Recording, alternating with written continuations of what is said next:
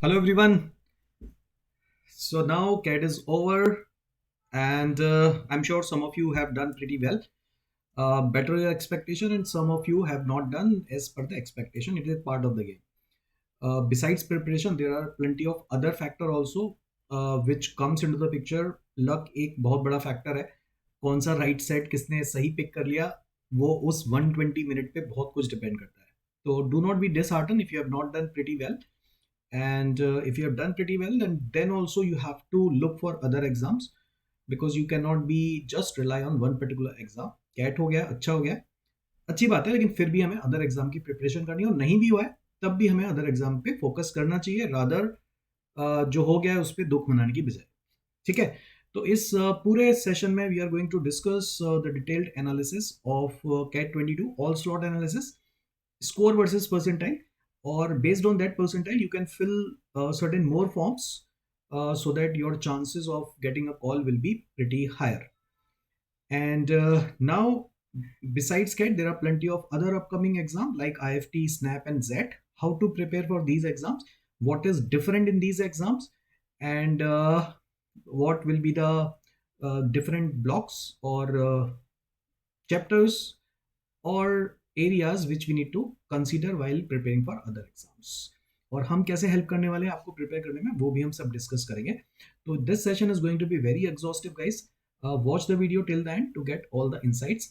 My name is Lokesh Agarwal, and I take classes for Quant and LRD on Unacademy platform. You can search Lokesh Agarwal to get all my upcoming classes, upcoming courses, and my previous classes also on Unacademy.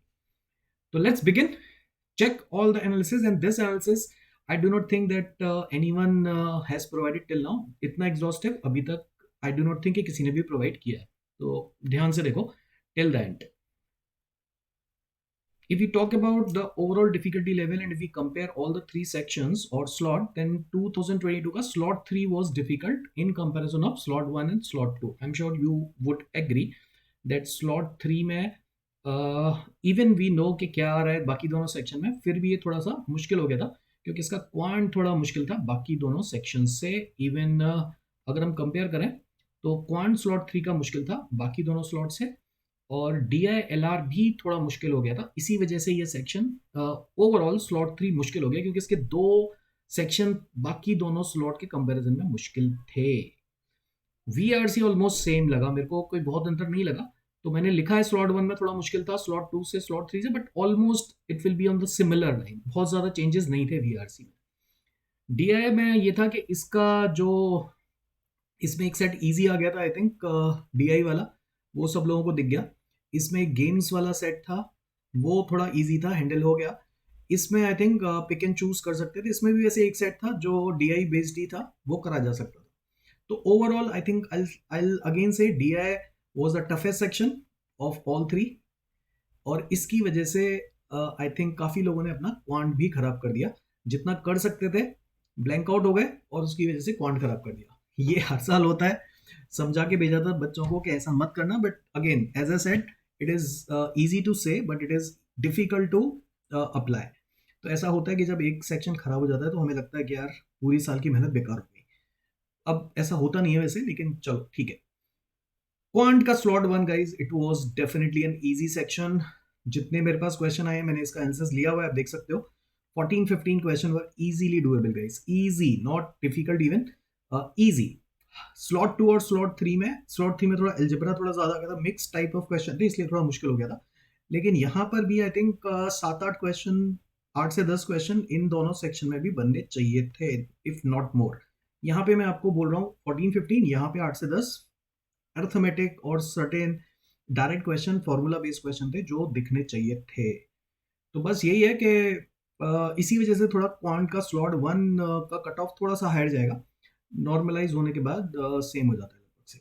ठीक है, तो एक बार देखते हैं कितना percentile पे, कितना score पे कितना परसेंटाइल बनना है, उस बेसिस पे आप अपने फॉर्म भर सकते हो. Definitely the cut off is going to be lower than CAT 21, almost on the similar line, but definitely it is going to be less than CAT 20. So let's check sectional wise, 99, everything we are going to discuss. So expected percentile based on the overall and section wise score. Level of difficulty and good attempts given below are the score required for various percentile. तो अगर हम slot 1 की बात करते हैं, to get the 99 percentile you need an approx same score. अगर हम मोटा मोटा लगा के चलें तो लगभग 42 स्कोर पे आपका 99 आ जाना चाहिए वीआरसी। तो 42 स्कोर पे अगर आप सेफ हो 99 लाने के लिए, 95 लगभग आपका 33 या 11 क्वेश्चन पे आ जाएगा आपका 95 के आसपास। तो अगर आपने 11 क्वेश्चन ठीक कर दिए विद एक दो रॉन्ग देन 95, देन अगर आपने 14 ठीक कर दिया तो 99। Similarly to get the 90 score it should be around 30 marks. 10 question पे आपका 90 आ जाएगा। और बाकी थोड़ा थोड़ा आप देख सकते हो, मोटा मोटा आप लगा सकते हो आपने कितने ठीक किए हैं, या वीआरसी में एक्चुअली पता नहीं चलता कि कितने सही किए हैं और कितने हमने अटेम्प्ट किए। तो उस बेसिस पे परसेंटाइल थोड़ा थोड़ा वेरी हो रहा है, लगभग मोटा मोटा परसेंटाइल यही जाएगा। 85 के लिए आपके लगभग 8 क्वेश्चन ठीक होने चाहिए, 24 या 27 नंबर, एक एक क्वेश्चन कम कर दे जाओ। अब इसके बाद 80 पे लगभग 22-23 नंबर पे आपका 80 परसेंटाइल आ जाए।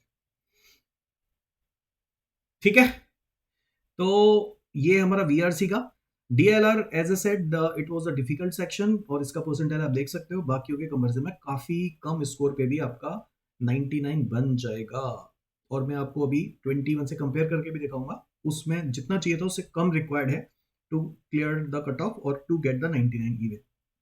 तो यहाँ पे अगर मैं मैक्सिमम देखूँ स्लॉट 2 में, क्योंकि एक साइड इजी आ गया था 5 का, तो लगभग 10 क्वेश्चन आप सेफ मान के चलो। अगर आपके 30 मार्क्स आ गए तो आप 99 तक पहुंच सकते हो। 2 सेट जिसने कर दिए वो 99 तक पहुंच सकता है आराम से। 10 क्वेश्चन पे हाफ ऑफ द पेपर आराम से 99 आ जाएंगे। अगर आपने 8 क्वेश्चन ठीक किए हैं तो आप 95 की रेंज में हो। 7-8 क्वेश्चन अगर ठीक कर दिए आपने, और अगर आपने लगभग वही 7 क्वेश्चन 6 क्वेश्चन ठीक कर दिया, 90 की रेंज में हो। तो उसी तरह से एक एक दो दो क्वेश्चन आप कम करते जाओ बाकी परसेंटाइल निकालने के लिए। और अगर हम क्वांट की बात करें तो पहले स्लॉट में देखो मैंने 40 रखे हैं क्योंकि मुझे इजी लगा काफ़ी। तो इसमें लगभग 12-13 क्वेश्चन आप अगर करके आते सही तो 99 बनेगा। और यहाँ पे आप लगभग अगेन 11-12 क्वेश्चन, यहाँ पर भी 10-11 क्वेश्चन पे 99 बन जाएगा। फिर से एक एक दो दो परसेंटाइल कम कर सकते हो। अगर आपने 9-10 क्वेश्चन ठीक किए हैं तो आप एक्सपेक्ट कर सकते हो 95 के आसपास। तो कट ऑफ कम है गाइस, ऐसा नहीं है आपने खराब किया है तो आपका स्कोर बहुत कम आएगा, ऐसा नहीं है। 6-7 क्वेश्चन ठीक होने पे भी आप 90 की रेंज में हो।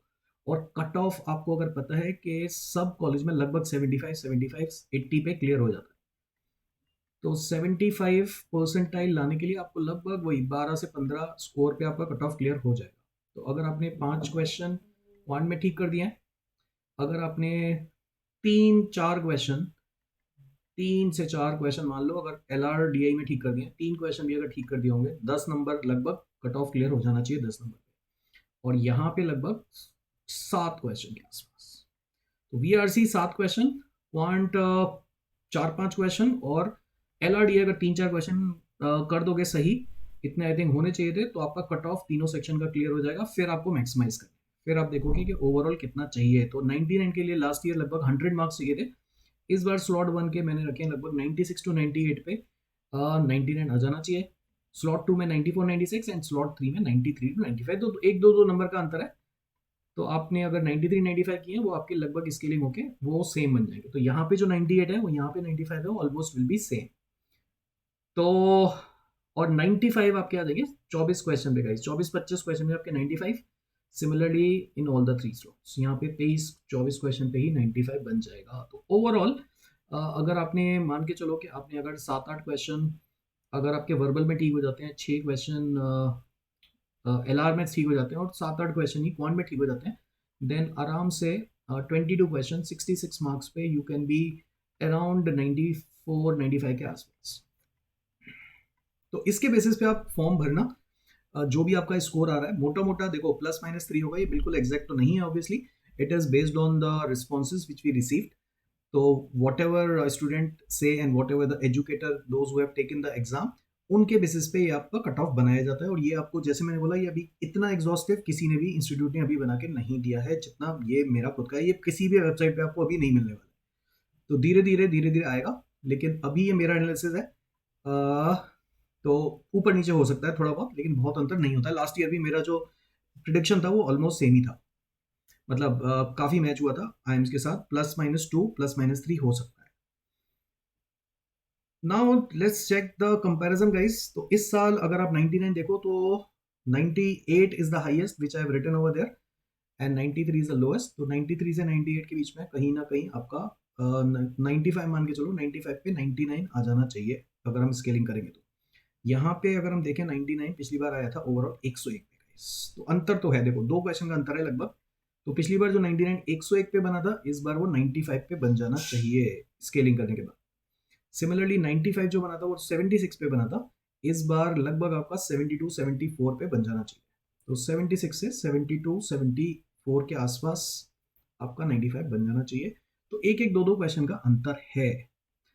तो 24-25 क्वेश्चन अगर आपने ठीक कर दिया तो 95 की रेंज में आप आ जाओगे। 30 क्वेश्चन अगर ठीक कर दिए आपने, ये लास्ट ईयर का है इनफैक्ट, मैंने उल्टा लिख दिया, चलो कोई बात नहीं। तो ये 72, ये 76 लास्ट ईयर। तो 95 मतलब 23-24 क्वेश्चन यहाँ पे आपके, सॉरी 95 का मतलब है हमारा 3 नंबर का है ना, लगभग 30-31 क्वेश्चन, और यहाँ पे 24-25 क्वेश्चन पे 95 बन जाएगा। काफी अंतर है, तो अंतर होता है काफी। ये एक्चुअल एक्चुअल परसेंटाइल है इस लास्ट ईयर का, कैट 21 का एक्चुअल परसेंटाइल है। उसके बाद देखो आप कितना कितना अंतर हो जाता है। 48 पे आपका 80 परसेंटाइल बन जाएगा, मतलब 16 क्वेश्चन लास्ट ईयर। इस बार 80 परसेंटाइल के लिए लगभग वही 45 के आसपास आपका बन जाना चाहिए। तो 15 क्वेश्चन जिसने ठीक कर दिए उसके 80 परसेंटाइल बन जाएंगे। 15 क्वेश्चन यहाँ पर लगभग वही 17 क्वेश्चन, दो दो क्वेश्चन आप बढ़ाते जाओ, आपको अपना परसेंटाइल मिलता जाएगा यहाँ पे 60 यानी कि 20 क्वेश्चन के आसपास। तो आप देखो कितने क्वेश्चन ठीक करके आए हो, उसके बेसिस पे आप फॉर्म भरना शुरू करो। ज्यादा मत सोचो, कट ऑफ कम जाएगी डेफिनेटली। तो आपने जितना भी किया, अगर आपको लग रहा है कि यार इतना खराब भी नहीं किया, इतना तो बनना चाहिए, तो now you should start filling the form and I am now showing कि कितने परसेंटाइल पे कौन सा अच्छा कॉलेज आपको मिल सकता है। फॉर्म कैसे सेलेक्ट करने हैं that also I will tell you. Now, these are the college which we need to apply for 99 plus. If you are expecting कि यार मेरा 100 के आसपास स्कोर आ सकता है, then definitely you can consider FMS and IIT Mumbai. Even IIT Delhi भी इस range में आता है, निटी भी इसी रेंज में आता है। तो लगभग 98-99 की रेंज में ये कॉलेज आएंगे। 4 college, FMS, IIT Mumbai, IIT Delhi and nitty. Nitty भी ऊपर है, SP जैन 97-96 के आसपास कॉल भेज देता है। तो ये मैंने 95 टू 99 की रेंज में रखे हैं, ये बिल्कुल 99 प्लस वाले हैं। तो 96 99 निटी भी 98 के आसपास कॉल भेज देता है, आईआईटी दिल्ली भी लगभग 98 के आसपास कॉल भेज देता है। एमडीआई थोड़ा 95 के आसपास भेजेगा, 94 95 96 के आसपास इंडिविजुअल कट ऑफ चाहिए ऑब्वियसली। एनआईएससी बेंगलोर, इसमें सीट्स बहुत कम है, 12 सीट्स हैं इसमें, तो देख लेना अगर भरना है नहीं भरना है। लेकिन एमडीआई क्या डेट जा चुकी है, लेकिन मैं हमेशा सजेस्ट करता हूँ कि आपको एमडीआई तो भरना ही चाहिए था, बिकॉज इसमें जो आईबी और एचआर वाला प्रोग्राम है उसकी कट ऑफ और कम जाती है, 94 93 के आसपास भी जाती है। तो यहाँ से कॉल आने के चांसेस थे, तो एमडीआई भरना चाहिए था आपको। अब जा चुका है, अब रहने देना। एसपी जैन अगर आपके पास वर्क एक्स है, अगर आप इंजीनियर हो, अच्छा प्रोफाइल है, तभी भरना, अदरवाइज एसपी जैन कॉल नहीं करता है जनरली स्कोर के बावजूद भी। IIT Delhi again 98, IIC Bangalore में नंबर ऑफ सीट्स बहुत कम है, nitty is only for engineers. तो आप इन सब की एलिजिबिलिटी चेक करना, इनके बारे में पढ़ना, उसके बाद फॉर्म भरना। रैंडम फॉर्म नहीं भरना है, इसके अच्छा कॉलेज है तो भर देते हैं, नहीं। मैं हमेशा बोलता हूँ you need to fill the form not according to your desired college but your deserving college. तो जिसमें आप डिजर्व करते हो, जितना आपको लग रहा है कि यार अगर हमारा 90 आएगा तो उस रेंज में फॉर्म भरो, ठीक है। 99 भरने की जरूरत नहीं है। डिजायर तो सबको आई एम ए है ना, सबको आई एम ए जाना है, बी जाना है। तो डिजायर तो ये है, लेकिन आप डिजर्विंग हो, फॉर्म इसके बेसिस पे भरने। जितना आपने मेहनत किया है, जितना आपको लग रहा है जितना स्कोर आएगा, उसके बेसिस पे भरो, ठीक है। रैंडम फॉर्म मत भरो, do not waste your money on unnecessary forms. These are the college which you need to consider for 90 to 95, where IIT Kharagpur is there, IIT Chennai। IIT के form अभी देखने की जरूरत नहीं है, because you can fill it after CAT result as well. Answer किया जाए उसके बाद भर सकते हो, अभी भरने की जरूरत नहीं है, ठीक है। तो इसमें आप थोड़ा सा वेट कर सकते हो, अभी मत भरो। IMI Delhi definitely you can fill. IMT Ghaziabad, DFS बिल्कुल भरना चाहिए, अच्छा कॉलेज है फाइनेंस के लिए, ROI बहुत बढ़िया है, फीस बहुत कम है। DSC भर सकते हो, और XIMB।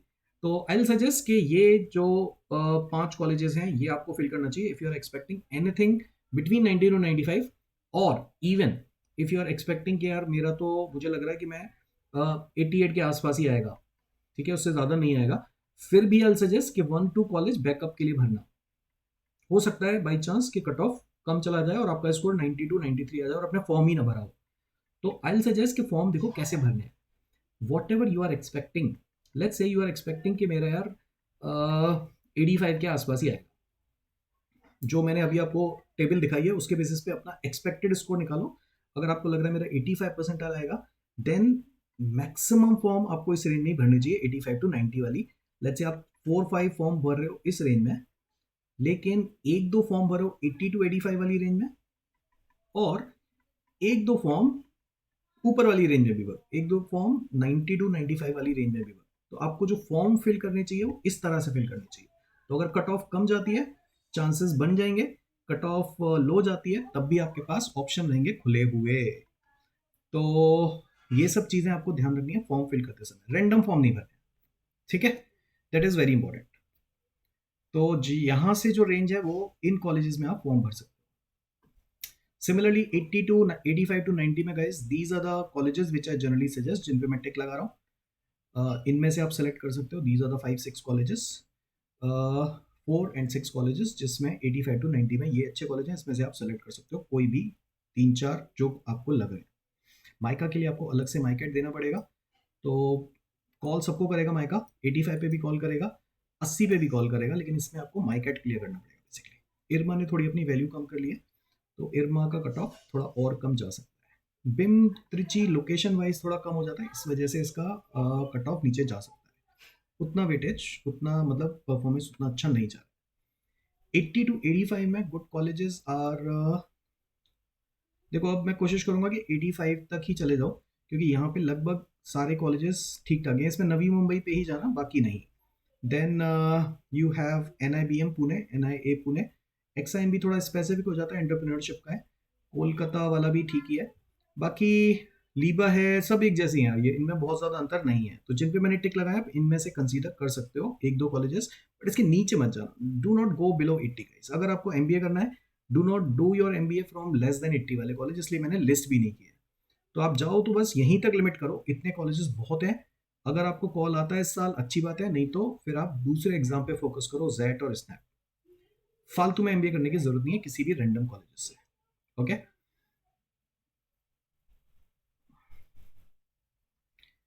Now next important aspect is next exam, SNAP major exam. SNAP का फॉर्म आपने भरी दिया होगा, डेट निकल चुकी है। What is different from CAT? LR totally different है, easy LR, but topic totally different होंगे। Coding and decoding, number series, letter series, direction sense, blood relation, single single line के question, individual question, not set based question. Arrangement भी आएगा, calendar, clocks, ये सब आने वाला है। इसका ऑलरेडी एक कोर्स मैं ले चुका हूँ अनअकैडमी पे, तो अगर आप अनअकैडमी के स्टूडेंट हो, आप डेफिनेटली मेरा ओमेट का कोर्स फॉलो कर सकते हो। पूरा एग्जॉस्टिव मैंने LR लिया है, 20 क्लासेस, इससे ज़्यादा आपको जरूरत पड़ेगी नहीं। अगर आप अनअकैडमी पे नहीं हो, तो भी मैं कुछ कुछ क्लासेस अभी शुरू करने वाला हूँ, स्पेशल क्लासेस में, फ्री क्लासेस, और यूट्यूब पे भी लूंगा मैं कुछ कुछ क्लासेस, तो आप वो भी देख सकते हो। Besides that quant again it will be easy. तो स्नैप का जो एग्जाम है वो स्पीड का एग्जाम है, 60 minutes, 60 question, target will be around 45 plus. तो कट ऑफ 45 प्लस के आसपास ही जाता है। VA पूरा vocab based, no RC, no DI, पूरा क्वांट एंड पूरा LR। तो 3 सेक्शन, 15 क्वेश्चन, 20 क्वेश्चन, 25 क्वेश्चन। तो जो भी सेक्शन आपका स्ट्रॉन्ग सेक्शन है, try to maximise it. Sectional cut off नहीं है, ओवरऑल ही देखेंगे। सेक्शनल कट ऑफ नहीं है, नेगेटिव और जीरो मत लाना। एक दो नंबर भी किसी सेक्शन में लिया और बाकियों से मैक्सिमाइज कर दिया, आपका ओवरऑल बहुत अच्छा स्कोर हो जाएगा। जो भी आपका स्ट्रॉन्ग सेक्शन है उस पर खेलो। नेगेटिव मार्किंग -0.25 है, तो नेगेटिव नहीं करने, जो भी आता है जल्दी जल्दी करो और निकलो, अटकना नहीं है किसी भी क्वेश्चन पे। PNC आएगा, अर्थमेटिक ज़्यादा आएगा, PNC आएगा, बाकी एक एक दो दो क्वेश्चन हर टॉपिक से आएंगे। PNC 3-4 और अर्थमेटिक 7-8 नंबर्स आएगा। एलजेब्रा थोड़ा कम आता है, ज्योमेट्री आएगा। तो PNC नंबर्स के 2-3 question, arithmetic again maximum weightage, TSD time and work सब कुछ 7-8 क्वेश्चन। एलजेब्रा थोड़ा कम आएगा, और ज्योमेट्री के भी 3-4 क्वेश्चन। तो आना सब कुछ है, लेकिन ऐसा नहीं है कि मेजोरिटी किसी पर्टिकुलर टॉपिक से आएगी। पीएनसी जरूर पढ़ जाना, इजी क्वेश्चन 3-4 आएंगे। अगर आपने अभी तक छोड़ के गए हो, पीएनसी जरूर पढ़ जाना। तो ये है आपका स्नैप का मोटा मोटा नो आरसी ओनली वीए। तो जिनका वोकैब अच्छा है, ग्रामर अच्छा है, वो अच्छा कर पाएंगे और बहुत जल्दी कर पाएंगे। तो टाइम का जो मैं जनरली बताता हूँ, स्नैप में वीए में आप लगा सकते हो लगभग 12 से 15 मिनट, करके निकल लो, दोबारा देखने की जरूरत नहीं है। क्यूए अगर आपका स्ट्रॉन्ग सेक्शन है तो आप 20 मिनट में 20 क्वेश्चन भी कर सकते हो, नहीं तो आप 20 मिनट में 15 क्वेश्चन का टारगेट रखो। इतने होने चाहिए, किसी भी क्वेश्चन पे रुकना है। एलआर के अंदर अगेन आपके पास जितने मिनट हैं, जितने क्वेश्चन है, उतना ही टाइम दो इसी किसी भी सेक्शन पे। तो इसमें 20 मिनट दो, इसमें लगभग 15 मिनट, 15 क्वेश्चन, 25 मिनट एलआर पे दे दो, या यहाँ का जो 3-4 मिनट बचा है वो आप एलआर पे दे सकते हो, बिकॉज स्कोरिंग सेक्शन है। और यहाँ से भी अगर आपने 20 से 22 क्वेश्चन कर दिए तो आपका स्कोर बहुत अच्छा हो सकता है। टोटल यहाँ से अगर आपने 12 क्वेश्चन भी करें वीए में, यहाँ से अगर आपने 15 क्वेश्चन भी किए क्वांट में, और यहाँ से अगर आपने 20 क्वेश्चन कर दिए, तो आप लगभग वही 47 to 50 के आसपास आपका टारगेट होना चाहिए अटेम्प्ट करने का। एक्यूरेसी हाई होनी चाहिए, तभी कॉल आता है। और नॉर्मलाइज नहीं होता है स्नैप के अंदर। तो अगर एक स्लॉट इजी है, जिसके इजी स्लॉट में मार्क्स ज़्यादा आएंगे, उसके वही मार्क्स कंसीडर होंगे। तो जैसे कैट नॉर्मलाइज करता है, स्नैप नॉर्मलाइज नहीं करता। तो ये मेरी क्लासेस शुरू होने वाली है 1 दिसंबर से। फ्री क्लासेस होंगी अनअकैडमी प्लेटफॉर्म पे, तो आप ये देख सकते हो। मेरे को सर्च कर लेना, मेरे को फॉलो कर लेना, you will get the notification of my classes. Okay. Besides that IFT is the other exam. कम लोगों ने दिया IFT, क्योंकि स्नैप इस बार सेम डेट पे है। तो IFT के इस बार एप्लीकेंट्स कम हो गए और डेट भी जा चुकी है। GK is the major factor जो IFT को अलग बनाता है कैट से। बाकी तीनों सेक्शन लगभग क्वांट सेम आएगा, इजी आएगा कैट से। लेंथी क्वेश्चन आएंगे,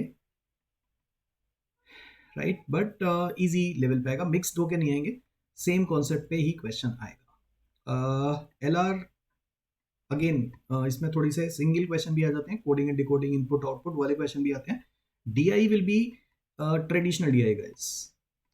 तो ट्रेडिशनल DI होगी, जिसमें कैलकुलेशन होगी और अप्रोक्सीमेशन आपको करना पड़ेगा। तो ये थोड़ा IFT है। जी के मेजर फैक्टर, टाइम लगभग 120 मिनट में लेंगे, 2 घंटे में आपको 100 क्वेश्चन के आसपास अटेम्प्ट करने पड़ेंगे। तो इसमें भी स्पीड का गेम है थोड़ा सा, लेकिन कट ऑफ लगभग आपकी वही जाएगी। कट ऑफ कम जाती है। तो अगर आपने सेक्शनल निकाली, इसमें इंपॉर्टेंट है सेक्शनल। सेक्शनल निकालने के बाद फिर उसको ओवरऑल भी मैक्सिमाइज करना है। तो इसमें टाइम मैनेजमेंट एक काफ़ी इशू हो जाता है, क्योंकि आप एक सेक्शन शुरू करते हो फिर निकल नहीं पाते हो दूसरे सेक्शन पे, वो बहुत ध्यान रखना है। तो जीके करके निकल लो 5-7 मिनट में, जितने आते हैं उतने मार्क करो। आता है तो आता है, नहीं आता तो नहीं आता। फिर आप VARC भी ऐसे ही कर सकते हो। VARC पे भी लगभग आप 20-25 मिनट लगा के निकल सकते हो। क्वांट थोड़ा लेंदी है, और ये इसमें मैक्सिमम क्वेश्चन आएंगे 35। तो यहाँ पे आप थोड़ा सा टाइम देके इसको मैक्सिमाइज कर सकते हो, इस वाले सेक्शन को। यहाँ पे आप 25 क्वेश्चन के आसपास भी कर सकते हो, 35 to 40 मिनट। 25 क्वेश्चन अगर आपने कर दिए यहाँ पे, यहाँ पे आप VARC में 15 क्वेश्चन भी अगर कर पा रहे हो, तो 40 क्वेश्चन। और यहाँ पे तो देखो, आता है तो आता है, नहीं आता तो नहीं आता। तो 7-8 क्वेश्चन भी अगर आपने ठीक कर दिया तो कट ऑफ निकल जाता है इसका। और क्वांट बाकी बचा, जो भी टाइम बचा है आपके पास, उसको आप क्वांट पे लगा सकते हो, और टारगेट रखो वही 10-12 क्वेश्चन अगर आपने क्वांट में भी ठीक कर दिए तो एक अच्छा स्कोर हो सकता है। That should be the breakup of attempting IFT paper. अगर आपने इतना कर लिया हर सेक्शन से, तो कट ऑफ निकल जाएगा और ओवरऑल भी अच्छा स्कोर आ जाएगा आपके पास। तो इस बार कम है कंपटीशन, IFT टारगेट करा जा सकता है। नेक्स्ट एग्जाम आता है guys major, which is ZET। How to prepare and for ZET there is a myth guys, ZET is a very tough exam. अभी कल लास्ट डेट है, इसीलिए मैंने आज ये वीडियो बनाया। ZET मिस नहीं करना है गाइस, ZET देना है, एवरीवन शुड टेक इट। तो अगर आपको लग रहा है कि मेरे पास, मैंने नहीं करा है अभी तक प्रिपरेशन, कैट ही नहीं हुआ, तो ZET कैसे होगा, this is a myth. ZET में जो कट ऑफ जाएगी वो काफ़ी कम स्कोर पे भी अच्छा कॉलेज आपको मिल जाएगा, अगर आप 78 में से 25 क्वेश्चन भी ठीक कर पा रहे हो। 3 घंटे का टाइम है इसमें, ये समझो। 3 आवर 180 मिनट 25 क्वेश्चन, कितना मुश्किल है। तो ZET मिस नहीं करने का। इस कल लास्ट डेट है, दोनों प्रोग्राम भरो, BM और HR। जितने भी कॉलेज आप कैट से टारगेट कर रहे हो वो सारे कॉलेज जेड से भी आपका स्कोर लेंगे, चाहे वो आईएमटी हो गया, चाहे वो जिम हो गया, चाहे वो विलिंकर हो गया, चाहे वो केजी सॉम हो गया, आईएमआई हो गया, सारे कॉलेज जेड का स्कोर भी लेंगे, तो ये एग्जाम मिस नहीं करना। The only difference in this is decision making. उसका मेरा कोर्स 2 दिसंबर से शुरू हो रहा है अनअकेडमी पे ही, ये भी आप सर्च कर सकते हो। ये अलग चीज है, बस इसमें एलआर नहीं आता, नो एलआर। डीआई भी आएगी तो 7-8 क्वेश्चन आएंगे बस। पूरा क्वांट, क्वांट का एक सेक्शन है, डिसीजन मेकिंग का एक पूरा सेक्शन है, और एक वीआरसी का सेक्शन है। तो लगभग 78-80 क्वेश्चन आते हैं इसमें। उसमें से आपको लगभग 25 क्वेश्चन पे, मतलब एक्सेलरी का कॉल चाहिए तो ऑब्वियसली आपको 33 से 35 नंबर लाने पड़ेंगे 3 घंटे में। लेकिन यार 180 मिनट में हर क्वेश्चन के लिए आपको लगभग 6 मिनट मिल रहे हैं, आप ये सोचो। तो टाइम बहुत है जेड के अंदर, इसलिए मैं बोलता हूँ कि ये भरना चाहिए सब लोगों को। बहुत अंतर नहीं है, अगर आपने इतना कैट के लिए पढ़ा है तो आप जेड भी आराम से निकाल लोगे। इसका भी कोर्स आ रहा है, इसका भी कोर्स आ रहा है। वीआरसी बस खुद से कर लेना। इसमें आरसी आएगा, पोएम बेस्ड आरसी आ जाती है, बाकी सब कुछ सेम ही है, कोई बहुत मेजर अंतर नहीं है। Article based fill in the blanks type आ जाते हैं। तो ये है गाइज मोटा मोटा। जेड मिस नहीं करना, मैं 12 बोल रहा हूँ। जीके आएगा, जीके सिर्फ एक्सएलआरआई के लिए चेक होता है, बाकी एग्जाम के लिए चेक नहीं होता है, तो इससे घबराने की जरूरत नहीं है। और ऐसे आएगा, वो भी एक्सएलआरआई के लिए चेक होगा, बाकी एग्जाम के लिए चेक नहीं होगा, ओनली फॉर एक्सएलआरआई। तो अगर आप बाकी कॉलेज टारगेट कर रहे हो जेड के थ्रू, देन डेफिनेटली आप do not worry about GK और ऐसे। जीरो भी करके आ जाओगे कोई फर्क नहीं पड़ रहा, ये बाकी बाकी कॉलेजेस के लिए नहीं है, तो इसके लिए जीके इंपॉर्टेंट नहीं है, आईएफटी के लिए जीके इंपॉर्टेंट है। तो ये थे गाइस 3 मेजर एग्जाम। उसके बाद हमारा टेस आएगा, और फिर बाद में सीमेट आएगा, उनके बारे में बाद में डिस्कस करेंगे। मैंने दिसंबर का आपको प्लान बताया मेरा, कैसे मैं प्लान कर रहा हूँ चीज़ें। तो ये अगर आप फॉलो करते हो मेरे को, डेफिनेटली अभी भी टाइम है। 2 major exam snap and Z अभी भी आपके पास बचे हैं। तो अगर आप मेरा वीडियो आज देख लेते हो, कल तक 30 नवंबर 29 नवंबर लास्ट डेट है, जेड जरूर फिल कर देना, ये मिस नहीं करना है। ठीक है, चलिए फिर, thank you so much. If you like the video then definitely like it, and you can share the video so that it can reach to maximum number of people, and you can subscribe my channel to get the more videos. And if you like it then definitely comment it also, and if there is any scope of improvement then also you can let me know. So see you guys.